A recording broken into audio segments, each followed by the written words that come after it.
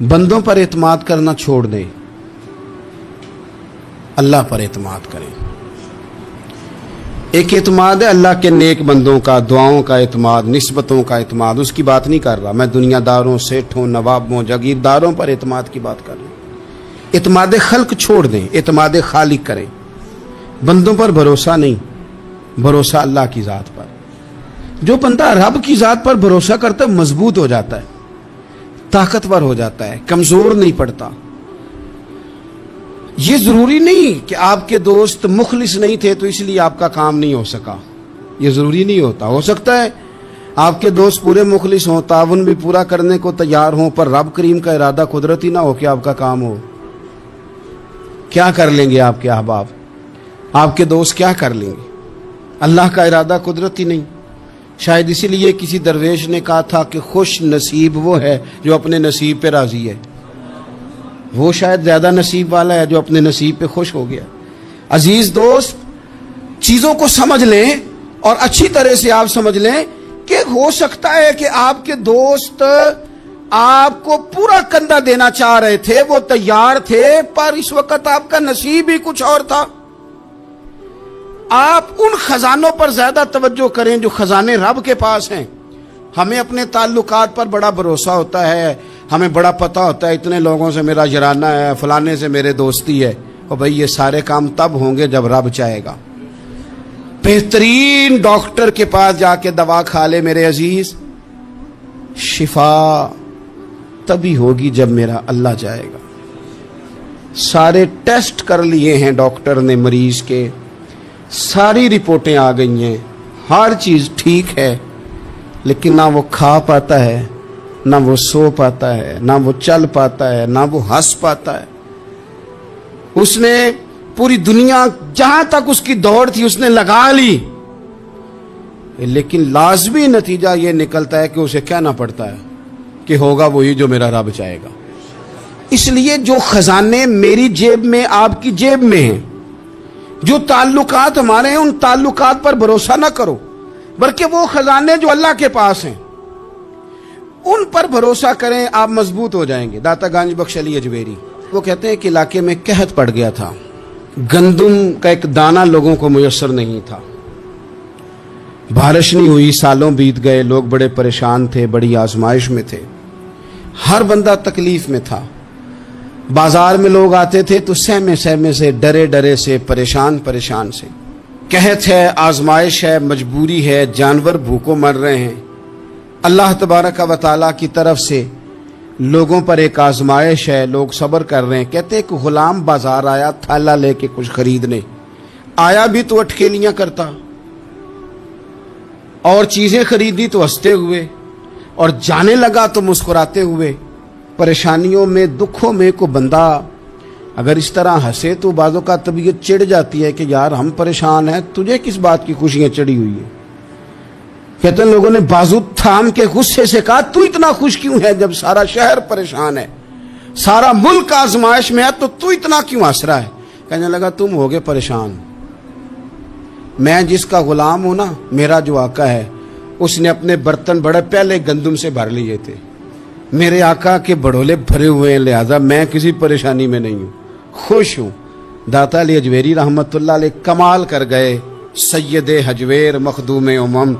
داتا صاحب فرماتے ہیں اگر تیرا اور میرا رب کے خزانوں پر اتنا بھی یقین ہو جائے نا جتنا اس غلام کا اپنے آقا کے خزانے پہ ہے، تو پھر ہم ہر وقت رو کے نہ دکھائیں، پھر ہر وقت ہم غربتوں کے رونے نہ روئیں، پھر ہر وقت ہم یہ مایوسیوں کی کہانیاں نہ سنائیں۔ لوگ اگر کہیں کہ بڑے دکھ ہیں، بڑی آزمائش ہے، بڑی پریشانی ہے، دنیا بڑی تکلیف میں، بیماریاں آ گئیں، آفتیں آ گئیں، تو بندہ مومن ہنس کے کہتا ہے تم پریشان ہوگے، ہم تو جس رب کے ماننے والے ہیں اس کے خزانے بھرے ہوئے ہیں، اور ہمارا رب عطا کرتا ہے تو پھر اپنے کرم سے اس طرح عطا کرتا ہے کہ وَيَرْزُقْهُ مِنْ حَيْثُ لَا يَحْتَسِبُ۔ وہ کہتے ہیں میں اتنا دوں گا اور وہاں سے دوں گا کہ تجھے خبر بھی نہیں ہوگی، میں تجھے وہاں سے دوں گا کہ تُو نے کبھی سوچا بھی نہیں ہوگا۔ آپ اگر چاہتے ہیں کہ زندگی سکون میں آ جائے، سکون میں، تو لوگوں کی جیبوں پہ نظر چھوڑ دیں، رب کے خزانوں پہ نگاہ جمائیں، اتنا نوازتا ہے، اتنا نوازتا ہے، اتنا نوازتا ہے کہ انسان حیران ہو جاتا ہے کہ مجھے اتنا بھی مل سکتا ہے۔ انسان طاقتور ہو جاتا ہے جب وہ سمجھتا ہے کہ سارا کچھ میرے رب کے دست قدرت میں۔ پھر وہ کوئی تخریب نہیں کرتا، کوئی غلط رستہ اختیار نہیں کرتا، کوئی چور دروازہ اختیار نہیں کرتا، بلکہ وہ اپنے رب کی رضا پہ راضی رہنے کا عادی ہو جاتا ہے۔ اب اللہ تبارک و تعالیٰ نے ایک قانون بنایا ہے، اور قانون ہمیں رب کریم نے اس طرح سمجھایا ہے کہ یہ ضروری نہیں ہے کہ جو تم طلب کر رہے ہو یا جو تم چاہ رہے ہو وہی ہو، اور وہ ہو تو وہ تمہارے حق میں بہتر بھی ہو۔ کوئی ضروری ہے کہ جو ہم چاہ رہے ہوں وہ بالکل ٹھیک ہی ہو اور وہ ہمیں مل ہی جائے؟ یہ کوئی ضروری ہے؟ کبھی بھی اپنی زندگی میں اس طرح کی تڑپ نہ پیدا کریں، ورنہ آپ بے چین ہو جائیں گے۔ آپ کی زبان پر کئی شکوے آئیں گے، کئی شکایتیں آئیں گی، آپ بہت ساری جگہوں پہ نافرمانی والے جملے بول دیں گے معاذ اللہ۔ بس رب جو فیصلہ کرے اس پہ راضی رہنا سیکھیں۔ فرما کل نفس ذائقۃ الموت، ہر جان نے موت کا ذائقہ چکھنا ہے۔ یہ پہلے یہ جملہ کہا اور اسی سے ملتا جلتا جملہ آخر میں کہا، اور درمیان میں کیا کہا؟ فرمایا کل نفس ذائقۃ الموت، ہر جان نے موت کا ذائقہ چکھنا ہے۔ وَنَبْلُوكُمْ بِالشَّرِّ وَالْخَيْرِ فِتْنَةً، فرمایا ہم تمہیں آزمائیں گے، بھلائی کے ذریعے بھی اور برائی کے ذریعے بھی ہم تمہیں آزمائیں گے۔ وَإِلَيْنَا تُرْجَعُونَ، اور تمہیں ہماری طرف ہی لوٹ کے آنا ہے۔ پہلے کہا ہر نفس نے موت کا ذائقہ چکھنا ہے، آخر میں فرمایا کہ تم ہماری طرف ہی لوٹ کے آؤ، اور بیچ میں کیا فرمایا؟ وَنَبْلُوكُمْ بِالشَّرِّ وَالْخَيْرِ فِتْنَةً، ہم تمہیں برائی کے ساتھ بھی آزمائیں گے، بھلائی کے ساتھ بھی آزمائیں گے، صحت دے کے بھی آزمائیں گے، بیماری دے کے بھی آزمائیں گے۔ نرا زوالی آزمائش نہیں ہوتا، عروج بھی آزمائش ہوتا ہے۔ نری بھوک کی آزمائش نہیں ہوتی، زیادہ پیسے بھی آزمائش ہوتے ہیں۔ انسان کے لیے صرف اس کا کمزور جسم ہی آزمائش نہیں ہوتا، اس کا طاقتور وجود بھی آزمائش ہوتا ہے۔ فرمایا ہم تمہیں آزمائیں گے، بس خیال رکھنا کہ وَإِلَيْنَا تُرْجَعُونَ، لوٹ کر تمہیں ہمارے پاس ہی آنا ہے۔ اور میرے نبی پاک صلی اللہ تعالی علیہ وآلہ وسلم ارشاد فرماتے ہیں رب جب کسی قوم سے محبت کرتا ہے تو انہیں آزمائش میں مبتلا کر دیتا ہے۔ پھر فرمایا اگر وہ اس پر صبر کریں، اللہ کی قضا پہ راضی رہیں، تو پھر اللہ بھی ان سے راضی ہو جاتا ہے، اور اگر وہ ناراضگی کا اظہار کریں کہ یہ مصیبت کیوں آئی تو پھر اللہ بھی ناراض ہو جاتا ہے۔ اللہ تبارک و تعالی ضرور آزمائے گا، خیر کے ساتھ بھی اور پریشانی کے ساتھ بھی۔ انسان پریشان اس وقت ہوتا ہے کہ جب وہ محنت کرتا ہے تو وہ کہتا ہے نتیجہ میری مرضی کا آنا چاہیے، یہ اس کا سب سے بڑا نقصان ہے۔ آپ رزلٹ کبھی اپنی مرضی کا نہ مانگیں، یہ دعویٰ ٹھیک نہیں۔ بہت سارے لوگوں کو جانتا ہوں جو کہتے ہیں میں بندہ بھی ٹھیک ہوں بھی دیانتدار، محنت بھی بڑی کرتا ہوں، توجہ بھی میری پوری ہے، پر پھر بھی معاملہ صحیح کیوں نہیں ہوتے؟ تو میں کہتا ہوں پہلی باتیں ساری ٹھیک تھی، آخری والی غلط ہے۔ اس لیے کہ محنت آپ کریں ساری، پر بندے نے رہنا تو بندہ ہی ہے نا۔ ساری محنت کر کے آپ کبھی اس نقطے کو سمجھ جائیں نا کہ 950 سال نبیوں نے تبلیغ کی، 1000 سال انبیاء نے تبلیغ کی، انبیاء نے، رب کے تربیت یافتہ لوگوں نے تبلیغ کی، 2 لوگوں نے کلمہ پڑھا، 4 لوگوں نے کلمہ پڑھا، لیکن میں آپ کو دیانتداری سے بتاتا ہوں کہ وہ کامیاب ہو کے گئے دنیا سے۔ انبیاء کامیاب ہوئے، کیوں؟ اس لیے کہ رب نے انہیں کہا تھا جا کے پیغام دینا ہے، یہ نہیں کہا تھا کہ بندوں کا بدلنا بھی ضروری ہے۔ ہمارے بچے پتہ کیا کرتے ہیں؟ وہ فٹافٹ نہ پریشان ہو جاتے ہیں۔ نبیوں کے ذمہ تبلیغ کرنا ہے، یہ ان کا ذمہ نہیں کہ لوگ ضرور ہی کلمہ پڑھیں۔ ہدایت تو رب کریم کے دستے قدرت میں۔ انبیاء خلوص سے، للہیت سے جدوجہد کرتے رہے، لیکن انہوں نے یہ نہیں کہا کہ مالک اتنی محنت کی ہے بندے ٹھیک ہی نہیں ہوتے، یہ نہیں کہا انہوں نے، اس لیے کہ جو ان کی ڈیوٹی تھی انہوں نے ڈیوٹی صحیح کی۔ ہم نے اپنی ڈیوٹی کرنی ہے. پریشان اس وقت ہوتے ہیں جب نتیجہ اپنی مرضی کا مانگتے ہیں. نتیجہ نہ اپنی مرضی کا مانگے, رزلٹ نہ اپنی مرضی کا مانگے. اور جناب پیر صاحب میں فلانا وظیفہ بھی پڑھتا ہوں, فلانا وظیفہ بھی پڑھتا ہوں, فلانا وظیفہ بھی پڑھتا ہوں, دل نہیں صاف ہوتا. تو میں نے کہا یہ تو اللہ نہیں کر رہا ہے. آپ ڈیوٹی کریں, آپ کام کریں جو آپ کے ذمے لگایا گیا, اس میں وہ قضا نہ کریں آپ. باقی اللہ تعالیٰ کرم نوازی فرمائے گا. دیکھیں ایک بادشاہ تھا, اس کی سلطنت میں نا وہ قوم بنانا چاہتا تھا. ہمارے بادشاہ, ہمارے حکمران قومیں نہیں بناتے, لوگوں کو اپنے حق میں قائل کرتے ہیں. اس لیے کبھی بھی ہمارے ملک میں قومی سوچیں عام نہیں کی جاتی, ذاتی سوچیں عام کی جاتی ہیں. ملی باتیں نہیں کی جاتی, ذاتی باتیں کی جاتی ہیں. وہ چاہتا تھا کہ میری قوم بن جائے. اس کا ایک ہیرا سلطنت میں سے گم ہو گیا, تو اس نے اعلان کیا, اس نے کہا کہ جو بندہ ہیرا تلاش کر کے لائے گا اسے انعام دوں گا. ساری قوم نکل کھڑی ہوئی ہیرا تلاش کرنے پر. ادھر بھی لوگ گئے, ادھر بھی لوگ گئے, خشکیوں میں, دریاؤں میں, جہاں جہاں جس کی پہنچ تھی, جنگلوں میں, وادیوں میں, گھروں میں, بستیوں میں لوگوں نے ڈھونڈا. ساری قوم ایک ہیرا تلاش کر رہی ہے. بالآخر سب لوگ جمع ہو گئے ایک میدان میں. ایک بندہ اوپر چڑھا, بادشاہ کے پاس, وہ اونچی جگہ پہ کھڑا تھا. اس نے کہا جناب یہ ہیرا مل گیا ہے. اب جب ایک کو ہیرا مل گیا تو باقیوں کے چہرے اتر گئے کہ یہ کامیاب ہوا, ہم ناکام ہوئے. بادشاہ چونکہ ان کی تربیت کے لیے یہ کام کر رہا تھا, اس نے کہا تمہارا کیا خیال ہے کہ اس ہیرے کے بغیر میرا گزارا نہیں تھا, کہ تمہارا کیا خیال ہے کہ ہیرا میری سلطنت سے نکل گیا تو مجھے زوال آ جائے گا. اس نے کہا یہ تو ایک ہیرا ہے. اٹھا کے پھینکا, دیوار کے ساتھ لگا, ہیرا ٹوٹ گیا. اس نے لوگوں سے کہا تمہارے چہرے اترے ہوئے ہیں, میں تمہیں ایک بات سمجھانا چاہتا ہوں, ہیرا ایک ہی تھا, ایک ہی بندے کو ملنا تھا. میں نے انعام کا اعلان تو یہ کیا تھا نا کہ جو ہیرا ڈھونڈ کے لائے گا اسے انعام دوں گا, لیکن اب میں تمہیں بتاتا ہوں کہ میں تم سب کو انعام دوں گا. اس لیے کہ ہیرا ایک تھا, ملنا ایک کو ہی تھا, سب کو مل سکتا نہیں. لیکن انعام اس لیے سب کو دوں گا کہ ہیرا ڈھونڈنے پر انعام نہیں دے رہا, میں کوشش کرنے پہ انعام دے رہا ہوں. کہ تم نے کوشش تو کی, تم نکلے تو صحیح, جدوجہد تو کی. کچھ لوگ کہتے ہیں کہ ہمیں ہیرا مل بھی جائے. اور خدا کے بندے ہیرا ایک ہے, ہیرا ملنا کمال نہیں, محنت کرنا کمال ہے. ہم نہ تیار نہیں ہوتے. اللہ فرماتے ہیں میں نے آزمانا ہے, میں نے آزمانا ہے. تم نے سفر جاری رکھنا ہے, لیکن یہ ضرور یاد رکھنا کہ وَإِلَيْنَا تُرْجَعُونَ, لوٹ کے تمہیں میرے پاس ہی آنا ہے, تم نے لوٹ کے ادھر آنا ہے. اس بات کو ذہن میں رکھنا. حضرت عبداللہ بن عباس رضی اللہ تعالیٰ عنہ اس حدیث کے راوی ہیں. الموجم الکبیر کی یہ حدیث ہے. اللہ کے پیارے رسول صلی اللہ تعالیٰ علیہ وسلم ارشاد فرماتے ہیں کہ جس بندے کو 4 چیزیں مل گئی نا, اسے اللہ تعالیٰ نے دنیا اور آخرت کی بھلائیاں عطا فرما دی. 4 چیزیں جس شخص کو نصیب ہو گئی. یا رسول اللہ کون سی؟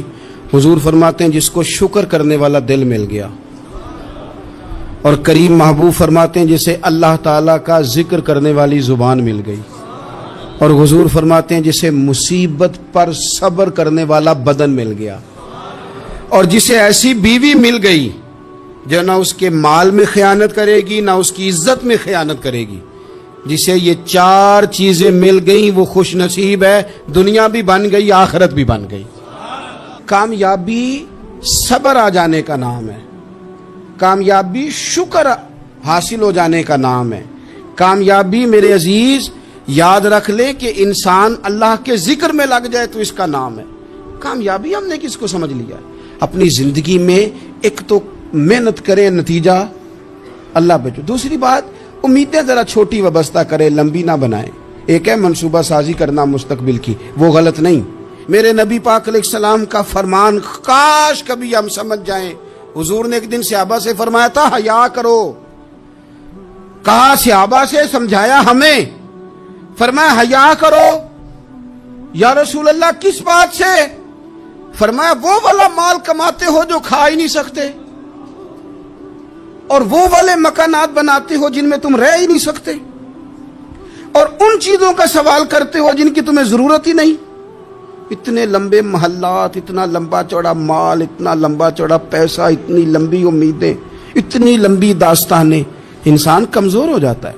ساری زندگی حساب کتاب میں بیت جاتی ہے. دیکھیں نا, حضور علیہ السلام نے فرمایا یہ جو غریب لوگ ہیں نا، یہ مالداروں سے 50,000 سال پہلے جنت میں داخل ہو جائیں گے۔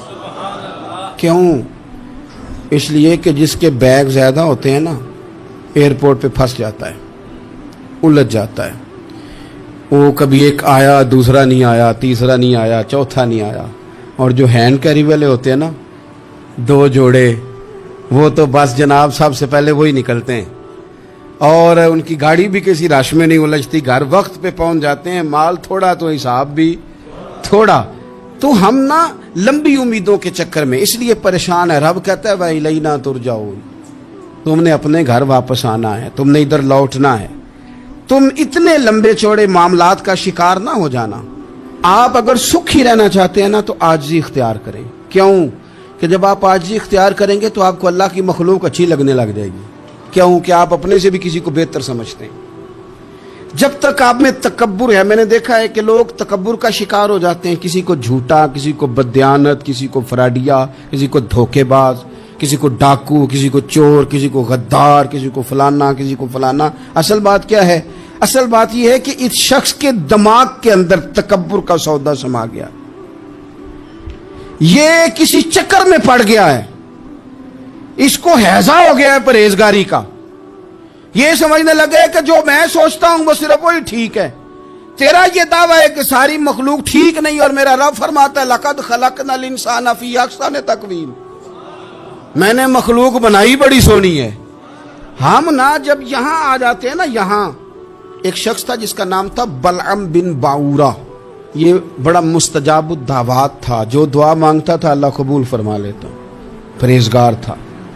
اسم اعظم اللہ نے اسے عطا کر دیا۔ حضرت موسیٰ علیہ السلام کے دور میں حضرت موسیٰ علیہ السلام نے جب اپنی قوم کو لے کے جبارین کے خلاف جہاد شروع کیا، نکلے تو اس طرف آنا تھا جس طرف یہ رہتا تھا۔ لوگ سارے اکٹھے ہو کے اس کے پاس آئے، آ کے کہنے لگے حضرت موسیٰ علیہ السلام آ رہے ہیں اپنی قوم کو لے کے حملہ کرنے کے لیے، تو دعا کر دے، معاذ اللہ نبی کے خلاف دعا کر دے، تو بد دعا کر دے تاکہ وہ آ نہ سکے، تیری دعائیں قبول ہوتی۔ پہلے تو کہنے لگا کہ کتنے بدبخت ہو، مجھے نبی کے خلاف بات کرنے اور دعا کرنے کا کہہ رہے ہو، معاذ اللہ، بدبخت ہو، دوڑ جاؤ۔ لیکن اللہ سے یہ توفیق مانگے کہ وہ انسان کا شعور سلامت رکھے، شعور سلامت۔ حضرت سلطان باؤ رحمۃ اللہ علیہ نے اپنے دور میں کہا تھا کہ ایمان سلامت ہر کوئی مانگدا ہے، عشق سلامت کوئی، وہ تو انہوں نے کہا تھا نا۔ اور آج کیا حال ہے کہ مال سلامت ہر کوئی مانگدا ہے، تو ایمان سلامت کوئی۔ اب کہاں ایمان سے، اب تو مال سلامت مانگتے ہیں الا ماشاء اللہ۔ تو انہوں نے کہا تھا کہ ہمارے دور میں سارے ایمان کی سلامتی مانگتے ہیں اور میں عشق کی مانگتا ہوں۔ اور میں لوگوں کو کیا کہوں، میں تو یہی کہہ سکتا ہوں حضرت سلطان صاحب سے معافی لے کے کہ حضور ہنتے مال سلامت ہر کوئی منگدا ہے، تھے ایمان سلامت کوئی۔ اب تو یہ حال ہو گیا۔ او بلعم بن باورہ غلط فہمی ہو گئی، پہلے تو لوگوں کو اس نے ڈانٹ دیا، لیکن جب لوگ دوبارہ آئے نا تو تحفے طائف لے کے آئے، لالچ میں آ گیا، پاگل ہو گیا، بیوقوف ہو گیا۔ ہیرس ہوس یہ کہیں کا نہیں چھوڑتا انسان کو۔ لوگ نیک لوگوں سے بھی دینداری کا رشتہ نہیں بناتے، دنیا داری کا بنا لیتے۔ وہاں سے بھی مال ڈھونڈتے ہیں جہاں آ کے انہیں دنیا بھول جانی چاہیے تھی۔ مال آیا، دولت لے کے آئے لوگ، انہوں نے تحفے طائف دیے، وہ کہنے لگا ٹھیک ہے۔ پہلے ڈانٹ رہا تھا کہ نبی کے خلاف میں بد دعا کروں، اور اب تیار ہو گیا معاذ اللہ، گدھے پہ بیٹھ کے یا گدی پہ بیٹھ کے جا رہا ہے کہ پہاڑ پہ چڑھ کے حضرت موسیٰ علیہ السلام اور ان کی قوم کے خلاف معاذ اللہ بد دعا کرتا ہوں۔ تو رستے میں جاتے ہوئے نا گدی نے منہ پھیر کے کہا کہ باز آ جا۔ گدی کہنے لگی تو مجھے آگے بھیجتا ہے، فرشتے مجھے پیچھے بھیج، باز آ جا۔ بڑے لوگ کانوں میں اذانیں پڑھتے ہیں کہ سیانا ہو جا، سیانا ہو جا، لیکن جب کسی پر بدبختی غالب آتی ہے تو پھر وہ سمجھدار ہونے کو تیار نہیں۔ اللہ تعالیٰ اپنی خفیہ تدبیر سے ہمیں محفوظ فرمائے۔ اللہ تعالیٰ ہمارے حق میں جب بھی فیصلہ کرے تو رحمت والا کرے، کرم والا کرے، آسانی والا کرے۔ چڑھ گیا پہاڑ پہ، اور پہاڑ پہ چڑھ کے جب اس نے ہاتھ اٹھائے، وہ لوگ جو بد دعا کرانے والے تھے وہ ساتھ ہی تھے، تو اپنے منہ سے لفظ نکالتا ہے حضرت موسیٰ کے خلاف معاذ اللہ، لیکن وہ لفظ اپنی قوم کے خلاف نکلتے ہیں. وہ ان کے خلاف بد دعا کرنے چلا تھا تو چونکہ ہر چیز اللہ کے دستے قدرت میں ہے نا، تو زبان سے نکالتا کچھ ہے، نکلتا کچھ اور ہے. پھر وہ وقت بھی آیا کہ زبان لٹک گئی، سینے پہ آ گئی، عذاب آ گیا اللہ کا، تباہ ہو گیا اپنی قوم سمیت. اپنی زندگی میں یاد رکھ لیں اچھی طرح، ہرس، ہوس، تکبر، غرور، وہ کسی چیز کا بھی ہو، وہ انسان کو لے ڈوبتا ہے. اگر آپ زمین پہ کھڑے رہ کے لوگوں کو دیکھیں گے تو کچھ لوگ اگر آپ کو اپنے برابر نظر آئیں گے نا قد میں، تو کچھ انشاءاللہ بڑے بھی نظر آئیں گے. ہم نے لسٹیں بنا لی ہیں کہ کون کون کتنا غلط ہے. ہم نے ہر ایک کے بارے میں 2-4 باتیں یاد کر لی، فلانا اتنا خراب ہے، فلانا اتنا اور فلانا اتنا. اس کا نقصان یہ ہوا ہے کہ اللہ کی خوبصورت مخلوق، خوبصورت رنگوں میں ہم نے حالات خراب کر لیے ہیں. اگر ہم چاہتے ہیں کہ ہمارا دل سکون میں آئے، قرار میں آئے، تو زندگی عاجزی والی، انکساری والی، اللہ تبارک و تعالیٰ کی بات. میں اکثر کہتا ہوں کہ نبی پاک صلی اللہ تعالیٰ علیہ وآلہ وسلم نے کتنی شانیں بیان کی، حضرت عمر فاروق کتنی عظمتیں حضور نے ان کی بیان کی. جب ان کا وصال ہونے لگا نا، ان کو زخم لگا تو لوگ ان کی تعریفیں کرنے لگے. اب ان کو بھی پتا تھا کہ میری عظمت میں حضور نے کیا کچھ بیان کیا ہے. لوگ ان کی تعریف کرنے لگے، امیر المومنین آپ کو یہ کمال حاصل ہے. تو حضرت عمر فرمانے لگے دعا کرو بس میری نیکی اور بدیاں برابر برابر ہو جائیں، نیکیاں اور بدیاں برابر ہو جائیں. میں کسی درجے کا خواہش مند نہیں، بس یہ چاہتا ہوں کہ یہ عاجزی کا حسن دیکھیں، انکساری کا یہ درجہ دیکھیں. فرماتے ہیں بس یار معافی دے دے نا، وہ معاف کر دے. پھر تو بات بن گئی. میں جلسوں پہ، اجتماعات پہ جاتا ہوں تو ایک رواج بن گیا ہے، لوگ بڑی بڑی قطاروں میں پھول لے کے کھڑے ہو جاتے ہیں اور گاڑیوں میں پھینکتے ہیں. تو میں اپنے سنگیوں سے کہتا ہوں کہ اگر تو قیامت میں بھی ایک پھول مل گیا نا تو پھر تو یہ سارے استقبال کام آ گئے. اور اگر وہاں کھڑا کر لیا گیا نا، صحیح حدیث میں حضور نے فرمایا ہے کہ کچھ سوالوں کے لیے بندے کو محشر کے میدان میں کھڑا کر لیا جائے گا. ان سوالوں میں سے ایک سوال یہ بھی ہوگا کہ بتا اپنے علم پر عمل کتنا کیا تھا. تو میں نے کہا اگر تو روک لیے گئے تو پھر ان پھولوں کا کیا بنے گا، پھر تو آزمائش میں آ جائیں گے. اللہم استرنا بسترک الجمیل استغفر اللہ ربی من کل ذنب واتوب الیہ. اے اللہ، جو غلطیاں یاد ہیں ان سے بھی توبہ کرتے ہیں، جو بھول گئی ہیں ان سے بھی توبہ کرتے ہیں، جو ظاہر ہے ان سے بھی توبہ کرتے ہیں، جو چھپی ہوئی ہیں تیرا اور ہمارا راز ہے ہم ان سے بھی توبہ کرتے ہیں. مالک، جہاں جہاں جس جس مقام پر جس جس لحاظ سے عمدن یا سہون بول کر، لہجے سے اور اشارے کنائے سے بھی کہیں کو تیری نافرمانی کر بیٹھے ہیں تو اس سے بھی تیری پناہ میں آتے ہیں. اپنی پناہ میں رکھیو، اپنی پناہ میں ہمیں ایمان کی موت دیجیو، اور صبح قیامت اپنے محبوب کی شفاعت ہمارے حق میں قبول فرمائیو.